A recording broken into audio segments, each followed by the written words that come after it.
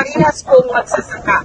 Na, gusto ko po talaga ito na talagang trinay, sinacrifice ko itong 3,000 liters per meter po namin.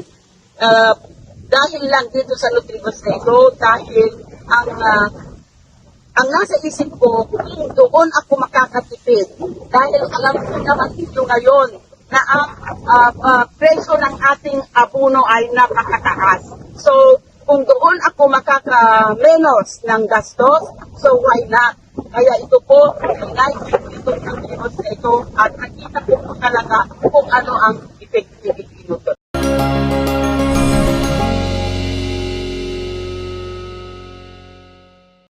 Magandang umaga po sa inyong lahat, mga kaparehas kong magsasaka, lalo-lalo na sa lahat ng mga seed growers sa buong Pilipinas.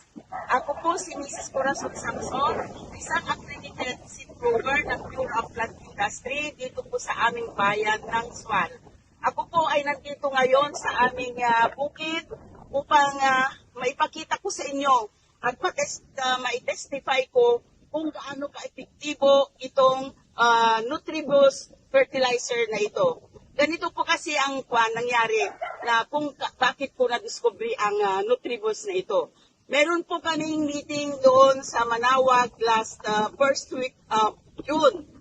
Ngayon, nakita ko dahil doon sa meeting na yon, pinakita sa amin ang derby competition ng lahat ng mga different chemical companies ng seed, rice seed production doon sa farm ni Mr. Lito Arenas. At doon ko po nakita na ang Nutribus na ito ay isang napakaganda yung stand ng palay doon dito sa techno demo nila. Ngayon, sabi ko, kinausap ko yung isang technician nila doon na kung sino yung na-assign. Dahil sabi ko sa kanya, gusto ko na yung gawing isang demo, yung 3,000 square meter po kung pwede.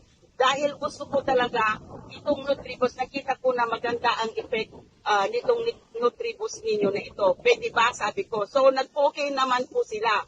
At that time, June 12 po naka-schedule yung transplanting po namin. Gawa ng hindi pa po nila naibigay sa akin yung sachet na i-spray ko. So, nagpatanim pa po ako ng June 12. After that, pinuntahan nila ako at binigay nila sa akin yung isang sachet ng Nutribus na ito. Pero hindi ko po ito i-spray kaagad. Gawa ng palagi po kumulat at that time. So, after 8 days pa po bago po na-spray. Yung isang sachet na yon dahil 3,080 square meter lang po itong bukid namin, in-advisean ako na kalahati lang nung isang sachet ang i-spray ko. So, doon, na-apply po namin o napa-spray ko yung after 8 days, yung first spray po namin ng Nutribus. At kitang-kita po naman ninyo ngayon itong stand ng palay namin. Bali, 36 days na po ito after transplanting. So, nasa panicle initiation na po siya. At ang pang-lima po namin pag-spray is sa July 20. So, mga kaparehas po, itong nasa harap namin na talaga ito na nalalay. Dahil ito po ay price ko, itong 3,000 liters per liter po namin. Nasa 8 bucks na po ito yung na-apply nila abono. Ang nasa isip ko, doon ako makakatipid. Dahil alam ko naman ito ngayon na ang presyo ng ating abono ay napakataas. So, kung doon ako makaka-menos ng gastos, so why not? Ito po na ilagay po namin ito kung Nutribus lang ito. So, makikita po natin sa ating harvest mamaya kung talaga yung sana maganda yung ani namin. Pero nakikita ko na stand ang aming palay. Siguro naman talagang maganda ang ani. Zero pa rin po yung pag-spray namin ng kahit anong insecticide o fungicide dahil mula noong naitanim nito at naisprehan na po ng Nutribus, talaga wala po akong na-observe na kahit kahit man lang na insekto na nandito sa aming kapalayan. So, ang alam ko napakagaling po itong Nutribus na ito. So, pag-isipan po natin mga kaparihas kung magsasaka, itry po natin itong Nutribus para sa ganon makakamenos po tayo ng ating mga gastusin sa ating pagsasaka. Hanggang dito na lang at maraming salamat po sa inyong lahat.